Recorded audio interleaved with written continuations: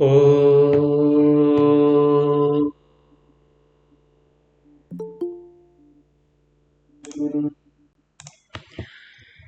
सहना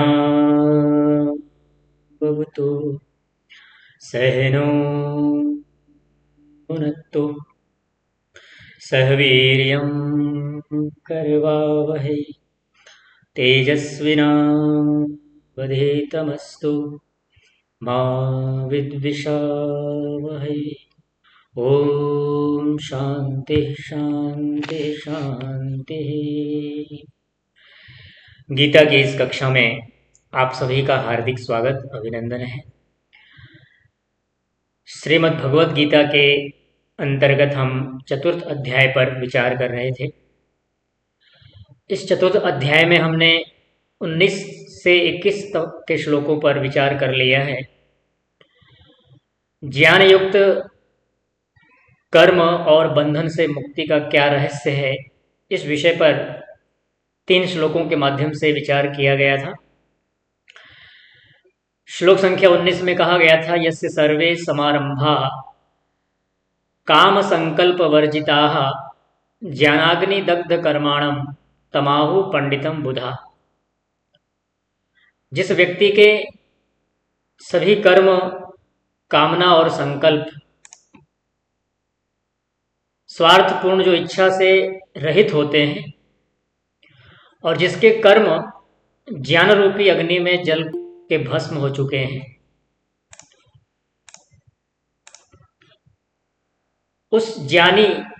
उस व्यक्ति को ज्ञानी पंडित कहा जाता है। सच्चा ज्ञानी इसका अर्थ हुआ कि सच्चा ज्ञानी वही है जिसके कर्म में स्वार्थ और कामना नहीं होती है। उसके बाद श्लोक संख्या 20 नंबर में बतलाया, त्यक्त्वा कर्म फलासंगम नित्य तृप्तो निराश्रयः कर्मण्यभिप्रवृत्तोऽपि नैव किंचित करोति सः। जो कर्म फल की आसक्ति को त्याग कर भीतर से सदा तृप्त रहता है, किसी बाहरी आश्रय पर निर्भर नहीं रहता है, वो क्या है? वो कर्म करते हुए भी वास्तव में बंधनों में बंधता नहीं है। ठीक है। फिर उसके बाद अगले श्लोक में बतलाया कि निराशी यच्चितात्मा त्यक्त सर्व परिग्रह शारीरम केवलम कर्म कुर्वन्नाप्नोति किल्बिषम्। जो आशाओं से रहित है, सांसारिक, जिसका मन और इंद्रियां जिसके संयमित हैं, उसके कंट्रोल में हैं, जिसने संग्रह की प्रवृत्ति छोड़ दी है, अनावश्यक संग्रह की प्रवृत्ति जिसने छोड़ दी है, वो केवल शरीर निर्वाह के लिए कर्म करता है और पाप को कभी प्राप्त नहीं होता है। अर्थात संयम और संग्रह त्याग से कर्मों को शुद्ध किया जाता है और स्वयं आत्मा अपने आप को बंधनों से रहित कर लेती है। इन तीनों श्लोकों का जो संदेश है, जो सार है, वो ये है कि जब कर्म से कामना, फल की आसक्ति और संग्रह की भावना समाप्त हो जाती है और व्यक्ति ज्ञान में स्थित होकर के केवल कर्तव्य भाव से कर्म करता है, तब वही कर्म बंधन का कारण नहीं बल्कि मुक्ति का कारण बन जाता है। तो ये हमने पिछली कक्षा में विचार किया था। अब उसके आगे 22 नंबर के श्लोक में संतोष के बारे में बतलाएंगे, समत्व के बारे में बतलाएंगे और कर्मों में अलिप्तता किस प्रकार से होती है उसके बारे में बतलाएंगे। अध्याय 4 श्लोक संख्या 22, यदृच्छा लाभ संतुष्टो द्वंद्वातीतो विमत्सरः समः सिद्धौ असिद्धौ च कृत्वा अपि न निबध्यते। पिछले श्लोकों में यह सिद्ध किया गया कि ज्ञानी पुरुष कर्म करते हुए भी बंधन में नहीं पड़ता। क्यों नहीं पड़ता है? क्योंकि उसमें कर्तृत्व तो अभिमान नहीं रहता उसके अंदर फलाशक्ति की भाव नहीं रहती। जैसा कि गीता में कहा गया, कर्म पर अपना फोकस करो, उसके फलों पर नहीं। तो वो कर्तृत्व अभिमान से रहित होता है, फलाशक्ति से रहित होता है। अब इस श्लोक में उस ज्ञानी की आंतरिक मन स्थिति कैसी होती है, जो कर्तृत्व के अभिमान से रहित है, जो फलाशक्ति के भाव से रहित है, उसके बारे में बतला रहे हैं कि कर्मयोगी होता है जो बाहर से कर्म करता हुआ दिखाई तो देता है, पर भीतर से संतोष, समत्व और द्वंद्वातीत स्थिति में ही रहता है। वो यही उसके लिए मुक्ति का कारण बनता है। उसके लिए कहते हैं कि यदृच्छा लाभ संतुष्टो द्वंद्वातीतो विमत्सरः। यदृच्छा लाभ संतुष्ट, इसका क्या अर्थ है? जो बिना इच्छा अकस्मात सहज रूप में जो प्राप्त हो जाए उसी में संतुष्ट रहता है। ठीक है? अर्थात लोभ और अधिक पाने की जो तृष्णा होती है, तृष्णा का मतलब क्या होता है? इच्छाएं। अधिक लोभ और अधिक पाने की जो तृष्णा होती है उससे वो मुक्त रहता है। ठीक है? इसलिए श्लोक में आया है यदृच्छा लाभ संतुष्टो। ठीक है? द्वंद्वातीतः। और वो कैसा होता है व्यक्ति? जो कर्तृत्व के अभिमान से रहित है, जो फलाशक्ति के अभिमान से रहित है, उसके लिए गीता में श्री कृष्ण कहते हैं कि द्वंद्व अतीतः। द्वंद्व कहते हैं जोड़े को। कौन से जोड़े होते हैं? सुख दुख, मान अपमान, लाभ हानि, ये क्या है? ये जोड़े कहे जाते हैं। जोड़ा का मतलब होता है दो। तो जब भी हम सब व्यवहार में बोलते हैं ना, सुख दुख, तो सुख के साथ दुख मिल जाता है, वो जोड़ा हो गया। लाभ हानि इसका जोड़ा है। मान अपमान ये जोड़े हैं। तो ये जो जोड़े हैं, सुख दुख मान अपमान लाभ हानि, जैसे जीवन के विपरीत द्वंद्वों से ऊपर उठ चुका है। सुख दुख लाभ हानि मान अपमान रूपी जो जीवन में आने वाले जो द्वंद्व हैं, इनसे ऊपर उठ चुका है, जिसका मन पर कोई प्रभाव नहीं पड़ता इन चीजों का। यानी शारीरिक रूप से पड़ेगा उसके ऊपर, गर्मी लगेगी तो गर्मी का एहसास भी होगा उसको। ठीक है? सेंसलेस नहीं होगा वो, अनुभव तो होगा, लेकिन मानसिक रूप से जो सामान्य जन बहुत अधिक दुखी हो जाते हैं, परेशान हो जाते हैं, डिप्रेशन में चले जाते हैं, वो स्थिति उसकी नहीं बनेगी। तो कहा कि जिसका मन पर कोई प्रभाव नहीं पड़ता है, और वो कैसा होता है? विमत्सरः, जो दूसरों की उन्नति, सफलता या संपत्ति को देख करके कभी ईर्ष्या नहीं करता है। वो जलन की भाव नहीं रखता, प्रतिस्पर्धा और नकारात्मक भावना नहीं रखता उसके प्रति। नहीं तो संसार में प्रायः देखा जाता है कि लोगों की उन्नति को देख करके व्यक्ति जलना शुरू कर देता है, उसके अंदर नकारात्मक भाव उत्पन्न हो जाते हैं, प्रतिस्पर्धा के भाव उत्पन्न हो जाते हैं, या फिर किसी न किसी प्रकार से उस व्यक्ति को दबाने का प्रयास करता है व्यक्ति, या उसको उसका रास्ता रोकने का प्रयास करता है। लेकिन ये जो व्यक्ति है कर्मयोगी, विमत्सर होता है, दूसरों की उन्नति, सफलता या संपत्ति को देख करके कभी भी जलन या ईर्ष्या के भाव से युक्त नहीं होता। और श्लोक में बताया कि सिद्धौ असिद्धौ च समः। क्या बोला? सिद्धौ असिद्धौ च समः। इसका अर्थ होता है जो कर्म के फल स्वरूप सफलता अर्थात अनुकूल परिणाम, अनुकूल परिणाम का मतलब क्या होता है? जो हमारे अनुकूल है, जो हम जैसा चाहते थे वैसा मिल गया। तो जो कर्म के फल स्वरूप सफलता और असफलता अर्थात प्रतिकूल जो परिणाम होते हैं, दोनों में कह रहे हैं कि समत्व भाव रखने वाला होता है, उसकी बुद्धि सम होती है। अनुकूल स्थिति बने अथवा प्रतिकूल बने, दोनों में उसकी बुद्धि कैसी होती है? सम भाव में होती है। यानी कि बहुत ज़्यादा अनुकूल स्थिति के आने पर बहुत ज़्यादा वो उछलने वाली बात नहीं होती है, और प्रतिकूल स्थिति के आने पर बहुत ज़्यादा दुखी होने वाली बात नहीं होती। इसलिए कहा कृत्वा अपि न निबध्यते, इस प्रकार के गुणों से युक्त होकर कर्म करता हुआ भी न निबध्यते, वह कर्म के बंधनों में नहीं पड़ता, अर्थात कर्म उसे जन्म मरण के चक्र में नहीं बांध पाते। अब वो मुक्ति की ओर बढ़ रहा है। तो जो व्यक्ति बिना इच्छा के प्राप्त होने वाले में संतुष्ट रहता है, सुख दुख आदि द्वंद्वों से ऊपर उठ चुका है, किसी से ईर्ष्या नहीं करता और सफलता और असफलता में समान रहता है, वह कर्म करते हुए भी कर्मों के बंधनों में नहीं आता। श्लोक में जो आया है यदृच्छा लाभ संतुष्ट,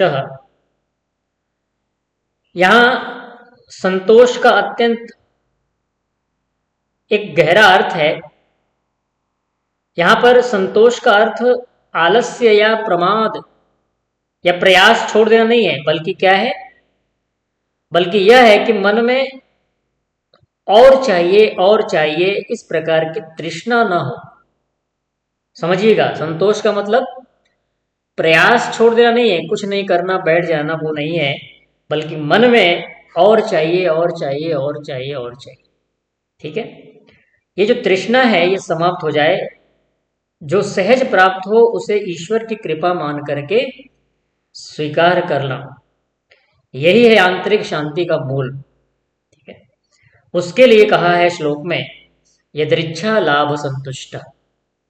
तो बोलिए, जब आपसे पूछा जाएगा यदृच्छा लाभ संतुष्ट का क्या अर्थ है, तो क्या उत्तर देंगे आप? यदृच्छा लाभ संतुष्ट का अर्थ होता है जो सहज रूप में प्राप्त हो जाए, ठीक है, उसको सहजता से स्वीकार करते हुए अपनी आंतरिक शांति को बनाए रखना, यह है यदृच्छा लाभ संतुष्ट। द्वंद्वातीत, जीवन में हर परिस्थिति में स्थितियां बदलती रहती हैं, हर समय परिस्थिति एक जैसी नहीं रहती है। कभी सुख आता है, कभी दुख आता है, कभी लाभ होता है, कभी हानि होती है, मान अपमान भी होते हैं। जो व्यक्ति इन दोनों स्थितियों में समान रहता है वही वास्तव में स्थिर बुद्धि वाला व्यक्ति होता है। द्वंद्वों से ऊपर उठना, एक प्रकार से इसको मानसिक स्वतंत्रता कहा जाता है, नोट कर लीजिए। ठीक है, द्वंद्वों से यदि व्यक्ति ऊपर उठ जाता है तो वो मानसिक स्वतंत्रता की कैटेगरी में जाता है। नहीं, कहने का मतलब उसकी मानसिक स्थिति अच्छी रहती है, स्वतंत्र अनुभव करता है। और विमत्सर, मत्सर का अर्थ होता है ईर्ष्या। नोट कर लीजिएगा अगर आपको पता ना हो, मत्सर कहते हैं ईर्ष्या। वि उपसर्ग लग गया, विमत्सर का अर्थ हो गया कि ईर्ष्या से मुक्त। ठीक है, दूसरे की उन्नति देख करके मन में जलन होना, ये तो है मत्सर। ठीक है, और इसके विपरीत उस जलन से मुक्त हो जाना, यह है विमत्सर। तो ऐसा व्यक्ति दूसरों की सफलता में भी आनंद का अनुभव करता है, दूसरों की उन्नति को देख करके खुश होता है। ठीक है, किसी का माइक चालू है क्या? ठीक है, दूसरों की उन्नति को देख करके क्या होता है, सुखी होता है वो भी। ठीक है, और उसका मन तुलना और प्रतिस्पर्धा, तुलना और प्रतिस्पर्धा के भाव से मुक्त रहता है। सम सिद्धौ असिद्धौ च, सफलता मिलने पर अहंकार न बढ़ जाए और असफलता मिलने पर निराशा न आ जाए, इसके लिए श्लोक में आया है सम सिद्धौ असिद्धौ च। यही समत्व है, यही समत्व योग है। समत्वम योग उच्यते, गीता का वाक्य है, आप लोगों ने सुना होगा, समत्वम योग उच्यते। समभाव, बैलेंस, कंट्रोल्ड। सृष्टि की पूरी सृष्टि किस किस पर चल रही है? बैलेंस पे चल रही है, संतुलन पे चल रही है, समत्व पे चल रही है। अगर ये इसका अभाव हो जाए तो संसार तहस नहस हो जाएगा। तो ये जो संतुलन है उसी को यहाँ पर कहा है कि सम सिद्धौ असिद्धौ च। जब मन परिणामों से प्रभावित नहीं होता है बाहरी, तभी वो कर्म शुद्ध उसका बनता है, यानी कि वो मन शुद्ध होकर के अच्छे कर्मों में लगता है। इसलिए कहा कृत्वा पिन निबध्यते, ऐसा व्यक्ति कर्म करता है परंतु भीतर से अपने आप को कर्तापन के अभिमान से मुक्त रहता है। दोहराइए, मैंने क्या बोला? ऐसा व्यक्ति कर्म तो करता है पर भीतर से कर्तापन के अभिमान से मुक्त रहता है। न उसमें मैं कर रहा हूं इसका अहंकार होता है और न मुझे फल चाहिए उसकी आसक्ति होती है। इसलिए उसके कर्म उसे बांधते नहीं है बल्कि मुक्ति का साधन बन जाते हैं। ठीक है, तो इस प्रकार से जीवन में भी परिस्थितियां हमारे अनुकूल हमेशा नहीं होती हैं, परंतु मन का संतोष रखना हमारे हाथ में है। हम अपने मन को संतोष में रख सकते हैं यदि हम हर प्राप्ति को ईश्वर की व्यवस्था को मान करके स्वीकार कर लें, दूसरों की उन्नति में हम प्रसन्न हों और सफलता असफलता दोनों में समान रहें, तो जीवन में तनाव, जलन और दुख ये स्वतः ही धीरे धीरे समाप्त होने लगते हैं।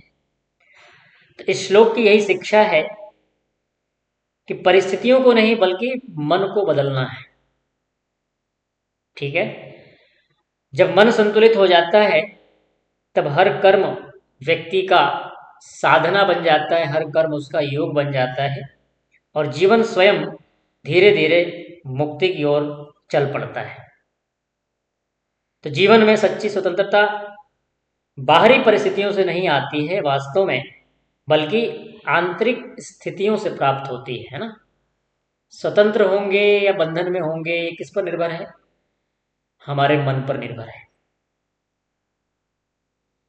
मन एव मनुष्याणाम बंध मोक्षयो कारणम कहा है। मन ही व्यक्ति के बंधन और मोक्ष का कारण होता है। शिविर हम लेने वाले हैं, आप सबको पता होगा, सूचना हमने दी थी, फिर से मैं बोलता हूँ। ऑनलाइन शिविर का कार्य आरंभ हम कर चुके हैं, मतलब हम करेंगे उसको, उस पर काम चल रहा है हमारा। ऑनलाइन शिविर लेने का विचार है 3 दिन का फिलहाल, और प्रतिदिन 3 कक्षाएं होंगी। सुबह ध्यान सत्र होगा 6 से 7, 11 से 12 एक कक्षा होगी दिन में, और एक कक्षा रात्रि 8 से 9 होगी। ये वाली जो कक्षा चल रही है बंद होगी। शिविर के अंतर्गत जो विषय निर्धारित किए जाएंगे वो हम वही समय रहेगा 8 से 9। तो इसका भी आप सबको लाभ लेना है शिविर का। शिविर में एक विशेष रूप से आपको बहुत कुछ सीखने को मिलेगा। जैसे आप आश्रमों में जाते हैं, गुरुकुलों में जाते हैं, वहाँ फिजिकली आप वहाँ पर अपनी उपस्थिति दर्ज करते हैं, यहाँ ऑनलाइन घर बैठे आपको शिविर का लाभ मिलने वाला है। ठीक है, तो उसमें मन क्या है, बुद्धि क्या है, आत्मा क्या है, आदि आदि विषयों पर हम चर्चा करेंगे। ध्यान कैसे हमें करना है, ध्यान में कैसे हमें अच्छी उपलब्धि हो, इस पर हम बहुत गहन विचार करेंगे। तो इस शिविर का आप लोग ध्यान रखिएगा, सूचना हम करेंगे। उसका सर्वप्रथम सभी को रजिस्ट्रेशन करना है, उसके लिए हम फॉर्म बना देंगे। रजिस्ट्रेशन का कुछ शुल्क होगा, उस शुल्क को दे करके ही लोग जुड़ेंगे। और ध्यान रखिएगा ये जो लिंक है इससे अतिरिक्त लिंक होगा। ठीक है, उसके लिए अलग हम ग्रुप बनाएंगे, व्हाट्सएप ग्रुप बनाएंगे। उस व्हाट्सएप ग्रुप में आप सब जुड़ेंगे, जो भी रजिस्ट्रेशन करेंगे वो उसमें जुड़ेंगे। ठीक है, तो 3 दिन का शिविर होगा, इसमें आपको बहुत कुछ सीखने को मिलेगा, लाभ मिलेगा आपको घर बैठे। तो आप बुद्धि बना के रखिए। तो इसमें इसी सब इन सब विषयों को लेकर के जो हम मनुष्य जो गीता आदि में जो हमने पढ़ा है उसका भी संदर्भ उसमें लिया जाएगा। उपनिषदों के संदर्भ लिए जाएंगे, वेद का संदर्भ लिया जाएगा। बहुत सारे प्रमाण आपको मिलेंगे उस शिविर के अंतर्गत। ठीक है, तो शिविर का नाम है आत्म जागरण ध्यान शिविर, इस प्रकार से नाम सोचा है हमने, जिसमें विशेष रूप से आध्यात्मिक बातें आपको सीखने को समझने को मिलेंगी। ठीक है, तो इस प्रकार से यहाँ पर गीता में जो कहा है कि सच्ची स्वतंत्रता बाहरी नहीं, भीतर की परिस्थितियों से आती है, ध्यान योग से आती है, आत्म जागरण से आती है। आंतरिक अवस्था, जो व्यक्ति संतोषी है, द्वंद्वों से ऊपर है, ईर्ष्या से रहित है और परिणाम में सम रहता है, वही कर्म करते हुए भी मुक्त रहता है। इसलिए कर्मों से भागना नहीं है, क्या करना है, बल्कि मन को हमें शुद्ध बना करके कर्म करना है, भागना नहीं है। तो शिविर में आप सबको प्रयास करना है, जुड़ने का तो सबको करना ही है। अन्य भी लोगों को भी जब हम उसका विज्ञापन निकालेंगे तो अन्य लोगों को भी जोड़ने का प्रयास करना है ताकि उनको भी लाभ मिले। अगले श्लोक पे चलते हैं। श्लोक संख्या 23। आसक्ति रहित ज्ञान युक्त कर्म की महिमा क्या होती है, इसको लेकर के अगला श्लोक है। गत संगस्य मुक्तस्य ज्ञानावस्थित चेतसः यज्ञायाचरतः कर्म समग्रम प्रविलीयते। पिछले श्लोक 22 नंबर में बतलाया कि संतोषी, द्वंद्वातीत और समत्व युक्त व्यक्ति कर्म करते हुए भी बंधता नहीं है। अब इस श्लोक में उसी स्थिति को और गहराई से समझाया जा रहा है कि जब कर्म पूर्णतः आसक्ति और अहंकार से रहित हो जाता है। क्या बोला मैंने, दोहराइए। जब हमारा कर्म पूर्णतः आसक्ति और अहंकार से रहित हो जाता है, तब वह कर्म स्वयं ही बंधन रहित बन जाता है। तो कर्मों का क्या स्वरूप है, कर्म कैसे करने होते हैं, कौन कौन से कर्म होते हैं, ये भी शिविर का विषय है। तो कर्मों के बारे में भी आपको बहुत कुछ जानने को मिलेगा। इस श्लोक में जब व्यक्ति ज्ञान में स्थित होकर के केवल कर्तव्य भाव से कर्म करता है और उसमें कोई आसक्ति नहीं रखता, तो उसके सारे कर्म स्वतः ही विलीन हो जाते हैं। अर्थात बंधन को उत्पन्न करने का उस कर्म में सामर्थ्य नहीं होता। वो कर्म कैसा हो जाता है, शिथिल पड़ जाता है, यानी कि बंधन को लाने में सामर्थ्य नहीं रखता वो। ठीक है, इसलिए कहा कि गत संगस्य, जिसकी आसक्ति, आसक्ति का अर्थ क्या होता है, मोह, लगाव समाप्त हो चुका है। मुक्तस्य, जो भीतर से। मुझे चारी जी 1 मिनट डिस्टर्ब कर रही हूँ, मेरे को लिंक भेजो, मेरे पास लिंक ही नहीं है। आप तो जुड़ गई माता जी। ये पता नहीं कैसे जुड़ गई हूँ, लिंक नहीं है, मैं किसी और ने भेजा था, वहां से 17 तारीख वाले में जुड़ी हूँ। ठीक है माता जी, अभी तो आप सुन लीजिए, हम आप कक्षा के बाद देख लेते हैं आपका, ठीक है। हाँ, भेज देना प्लीज। जी बिल्कुल। मुक्तस्य, जो भीतर से स्वतंत्र है, बंधन रहित है, अहंकार और फलासक्ति से क्या है, मुक्त हो चुका है, उसके लिए कहा है मुक्तस्य। किससे मुक्त हो चुका है, भीतर से वो स्वतंत्र हो चुका है, बंधनों से रहित हो चुका है, अहंकार और फलासक्ति से मुक्त हो चुका है, ऐसे व्यक्ति को कहा है मुक्तस्य। ज्ञानावस्थित चेतसः शब्द आया है, जिसका चित्त, मन, बुद्धि ज्ञान में स्थिर हो चुका है, जो आत्म तत्व को समझ चुका है, अपने आत्मा के वास्तविक स्वरूप को जान चुका है। यज्ञाय आचरतः, जो केवल यज्ञ भाव का अर्थ होता है ईश्वर अर्पण, कर्तव्य भाव, समर्पण भाव से कर्म करता है, उसके लिए आया है यज्ञाय आचरतः। चतुर्थी विभक्ति एक वचन। यज्ञ के लिए जो अपना व्यवहार करता है, यज्ञ के लिए जो अपना आचरण करता है, ईश्वर की उपासना भी यज्ञ है, परोपकार करना भी यज्ञ है, दान करना भी यज्ञ है, विद्या पढ़ना पढ़ाना भी यज्ञ है। जितने भी उत्तम कार्य आप करते हैं वो यज्ञ है। ऐसा मत समझिए खाली हवन में स्वाहा स्वाहा करना ही यज्ञ है, ओम अग्नय स्वाहा इदम अग्नय इदम नमः, बस यही यज्ञ, ऐसा नहीं है। आप जो ये विद्या पढ़ रहे हैं, वेद की विद्या पढ़ रहे हैं आप, गीता, रामायण, महाभारत, मनुस्मृति, कोई भी शास्त्र पढ़ रहे हैं, जो ऋषियों मुनियों के वेदों पर आधारित जो शास्त्र हैं, वो सब यज्ञ है। पढ़ाने वाला यज्ञ कर रहा है, पढ़ने वाला भी यज्ञ कर रहा है, और इस यज्ञ की अग्नि को और अधिक बढ़ाने के लिए जो अपना योगदान किया जाता है, धन आदि का दान दक्षिणा किया जाता है, वो और उसमें वो भी यज्ञ का स्वरूप है, यानी परोपकार के कार्य करना। ठीक है, तो कह रहे हैं कि यज्ञ के लिए जो जीवन दे रहा है, यज्ञ के लिए जो जी रहा है, कर्म समग्रम प्रविलीयते, उसके समस्त कर्म, छोटे बड़े कर्म पूर्णतः विलीन हो जाते हैं, अर्थात कोई बंधन उत्पन्न नहीं करते। मतलब कहने का मतलब ये नहीं है कि कर्म नहीं करता वो, पर वो ऐसे कर्म नहीं करता है जो उसको बांध दे। ठीक है, वैसे कर्म नहीं करता है। तो इसलिए कहा कि जिस व्यक्ति की आसक्ति समाप्त हो चुकी है, जो भीतर से मुक्त है, जिसका ज्ञान, जिसका चित्त ज्ञान में स्थित हो चुका है, वह जब यज्ञ भाव से कर्म करता है तो उसके सभी कर्म पूर्णतः नष्ट हो जाते हैं, यानी बंधन नहीं लाते।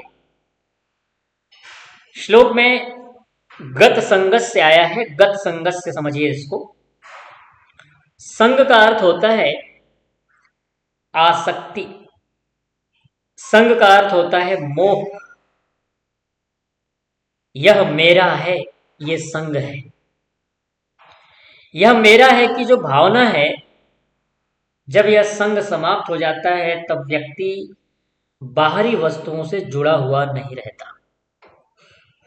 ठीक है, जब संग समाप्त हो जाता है तो क्या हो जाता है, बाहरी वस्तुओं से जुड़ा हुआ नहीं रहता। वो कर्म करता है पर उनमें फंसता नहीं है। ठीक है, इसलिए कहा कि मुक्तस्य, मुक्ति का अर्थ यहां बतलाया है कि शरीर छोड़ना नहीं है, बल्कि जीते जी मन की स्वतंत्रता में जीना। वो तो जब मुक्ति आपकी होगी, पूर्ण मुक्ति, तो शरीर तो छूटेगा, पर यहां मुक्त स्वभाव का अर्थ होता है जीते जी स्वतंत्रता, मन की स्वतंत्रता में जीना।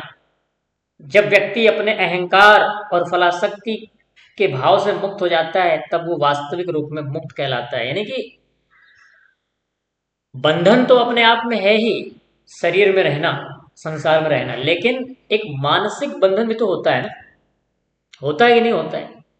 जो व्यक्ति अहंकार ग्रस्त है, लोभ में ग्रस्त है, स्वार्थ में ग्रस्त है, पाप में ग्रस्त है, वो बंधन में है या नहीं है, बहुत बड़े बंधन में है। अभी देखिए, हम लोग बहुत बड़ा कोई पाप नहीं करते, किसी को हमने मारा नहीं, कोई चोरी नहीं की, कोई डाका नहीं डाला, तो एक स्वतंत्रता का अनुभव हम करते कि नहीं करते हैं। आप घर से बाहर अकेले सब्जी लेने बाजार में आप सामान खरीदने चले जाते हैं ना, आप डरते नहीं, आपको किसी सिक्योरिटी की आवश्यकता नहीं है ना, किसी पुलिस की या किसी सुरक्षा गार्ड की। क्यों? क्या ये स्वतंत्रता नहीं है? हम कहीं भी अपने मन से कहीं भी यात्रा कर सकते हैं, हमें किसी प्रोटेक्शन की जरूरत नहीं है, ये स्वतंत्रता। लेकिन एक व्यक्ति है, उसको चाहिए, उसको 10 लोग चाहिए साथ में, तो मारा जाएगा, वो अकेले कहीं चला गया था। और कई बार तो 10 लोग होने के बाद भी मारा जाता है। तो मन से और तन से हम कितने स्वतंत्र हैं वो हमारे कर्मों पर निर्भर है कि हम कर्म क्या करते हैं। इसलिए कहा कि वो वास्तविक रूप में मुक्त हो रहता है जिसका चित्त ज्ञान में स्थित है। वो जानता है कि मैं आत्मा हूं, मैं, ठीक है, यह स्थिर ज्ञान ही उसके कर्म के बंधनों से मुक्त करने वाला होता है, उसे कर्म के बंधनों से बचाता है।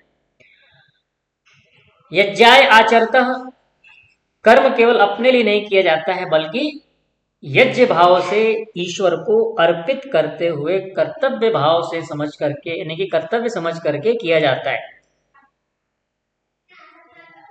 कुर्वन्नेवह कर्माणि जिजीविषेच्छतं समाह एवं त्वयि नान्यथेतो अस्ति न कर्म लिप्यते नरे।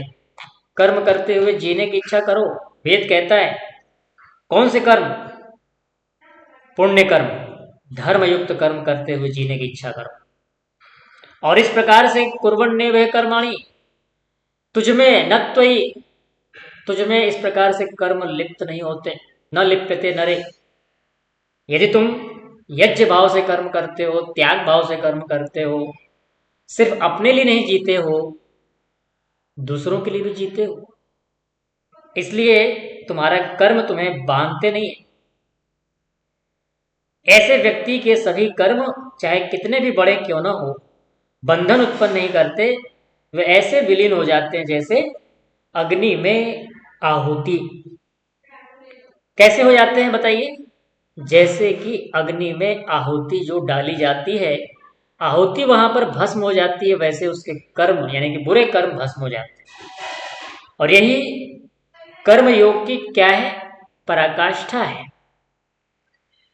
जीवन में सच्ची स्वतंत्रता हमें चाहिए, तो कर्म को बदलने की आवश्यकता नहीं है। हमें क्या बदलना है?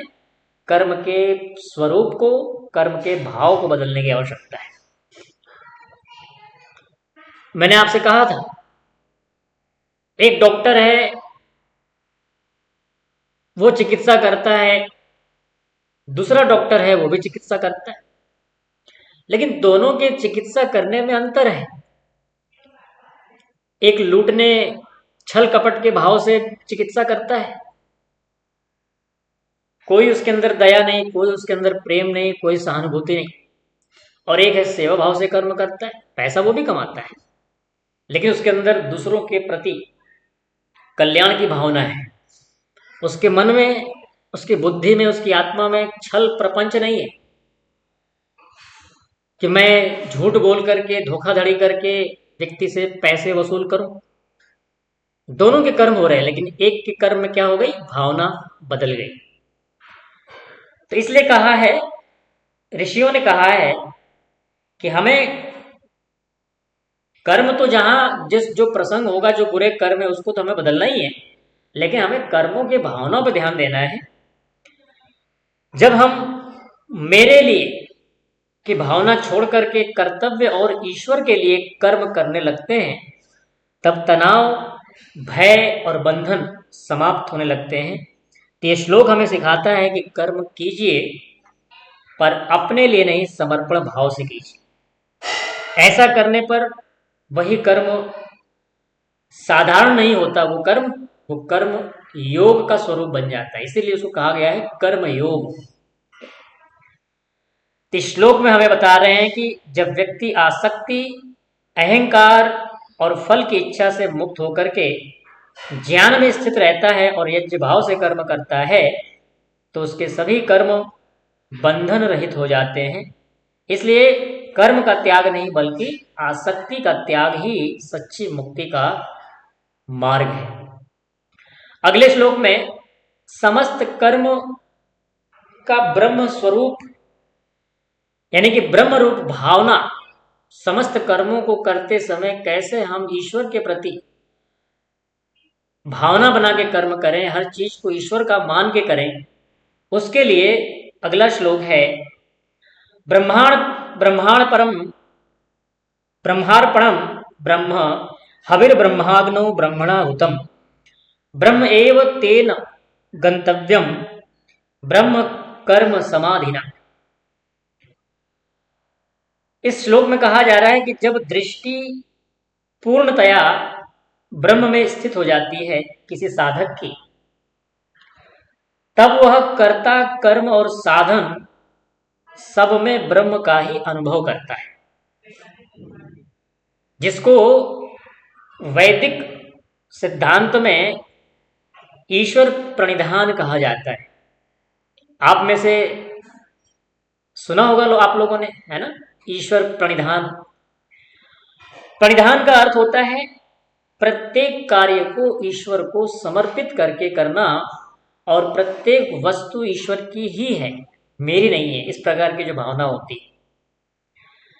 तो उसके लिए कह रहे हैं कि ऐसा साधक अंततः ब्रह्म को ही प्राप्त होता है।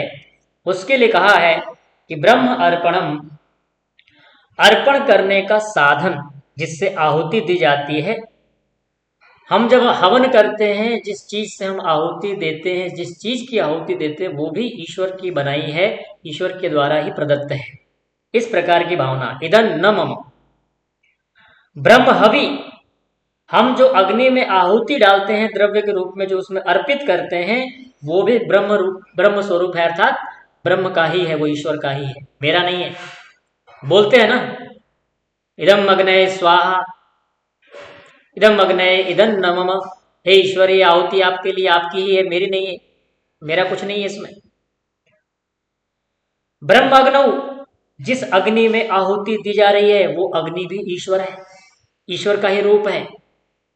अग्निमीड़े पुरोहितम यज्ञस्य देव मृत्युजम होतारम रत्न धातम, मंत्र आपने सुना होगा, ऋग्वेद का प्रथम मंडल का प्रथम मंत्र है।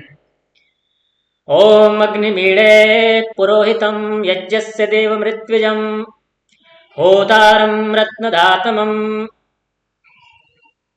अग्नि आया, अग्नि अग्नि अग्रणी भवती। तो कहा कि ब्रह्म अग्नौ, जिस अग्नि में आहुति दी जा रही वो अग्नि भी है ईश्वर, आप ही हैं, आपका ही तो बनाया है वो अग्नि। ब्रह्मणाहुतम, और जो आहुति देने वाला करता है वो भी ये कहता है कि मैं भी आपका ही हूं। सोचिए कैसी भावना है ये।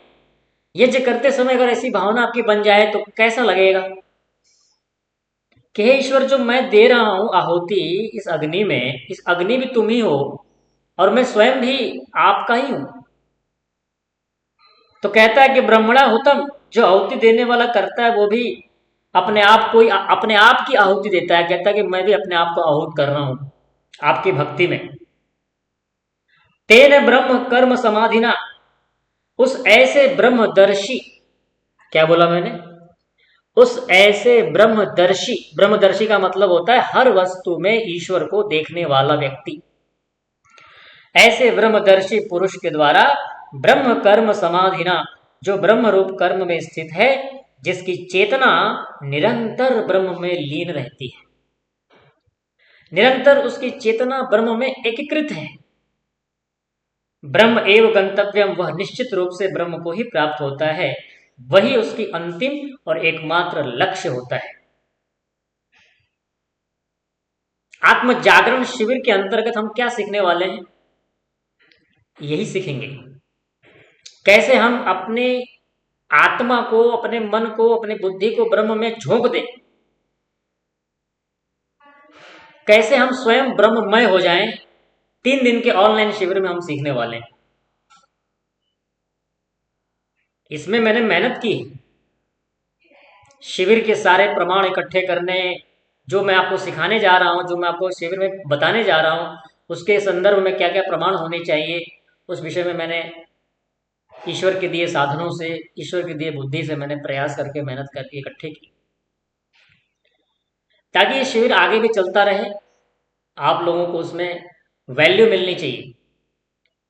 ठीक है, तो इस प्रकार से यहां पर हम भी ज्ञान को प्राप्त करके ब्रह्म लीन हो जाएं, हमारा नाम हो जाए ब्रह्मलीन। ब्रह्माग्नो, जिस अग्नि में आहुति दी जाती है ब्रह्म ही है। यह बाहरी अग्नि के साथ साथ अंतःकरण की ज्ञान अग्नि का भी संकेत है, नोट कर लीजिए इसको। ज्ञान अग्नि का संकेत है, जिसमें अज्ञान का हम दाह संस्कार करते हैं। दोहराइए मैंने क्या बोला, उस ज्ञान रूपी अग्नि में क्या करते हैं, अज्ञान रूपी, अज्ञान का हम उसमें दाह संस्कार करते हैं। ब्रह्मणाहुतम, करने वाला जो करता है वो भी अपने अहंकार को समाप्त करते हुए कहता है कि जो मैं कर रहा हूं, इस भावना को समाप्त करके, हे ईश्वर, जो कुछ मैं कर रहा हूं इसमें मेरा रोल, मेरी जो भूमिका है वो मात्र 1% ही है, मुश्किल से। ब्रह्म कर्म समाधिना, जिसकी चेतना हर कर्म में ब्रह्म को ही देखती है और उसी में स्थिर रहती है, वह निरंतर ब्रह्म भाव में स्थित रहता है, उसके लिए हर कर्म ध्यान और साधना बन जाता है। ऐसा साधक अंततः क्या होता है, ब्रह्म को प्राप्त हो जाता है। उसकी दृष्टि, भावना और कर्म सब कुछ क्या हो जाते हैं, ब्रह्ममय हो जाते हैं। क्या बोला मैंने, दोहराइए। जो व्यक्ति ब्रह्म को अर्पित भाव से कार्य करता है, उसकी दृष्टि, उसकी भावना और उसके कर्म सब ब्रह्ममय हो जाते हैं। और जहां दृष्टि ब्रह्ममय हो जाती है वहां प्राप्ति भी ब्रह्म की ही होती है। तो इस प्रकार से यहां पर विचार किया जा रहा है कि ज्ञानी पुरुष कर्म प्रक्रिया में ब्रह्म का ही दर्शन करता है। कर्ता, कर्म और साधन और अग्नि, इन सबका आधार ब्रह्म को मान करके करता है। ठीक है, तो यहाँ पर किसी जड़ वस्तु को ब्रह्म मानने की शिक्षा नहीं दी गई है, बल्कि ब्रह्म दृष्टि से सब में एकत्व का उपदेश किया जा रहा है। इसलिए यहाँ पर इस प्रकार से इस भावना के साथ कर्म करते हुए ब्रह्म की प्राप्ति होती है, ब्रह्म के निकट हम पहुंचते हैं और अंततः हम मुक्ति की द्वार पर पहुंच जाते हैं। तो ये इस गीता में शिक्षा दी जा रही है। तो महान शिक्षा है, गंभीर है, दार्शनिक है। इस तरह से हमें इसको ग्रहण करना चाहिए, नोट्स तैयार करने चाहिए, लिखने चाहिए। ठीक है, तो और भी लोग जुड़े, नई पीढ़ी इस कक्षा से जुड़े, ताकि उसको भी गीता का वास्तविक उद्देश्य, वास्तविक रहस्य पता लगे। गीता केवल कृष्ण कृष्ण राधा राधा करने के लिए नहीं है। गीता में राधा का कोई नाम है ही नहीं। ठीक है, तो हम वस्तु तत्व को जाने, वस्तु तत्व को हम पहचाने।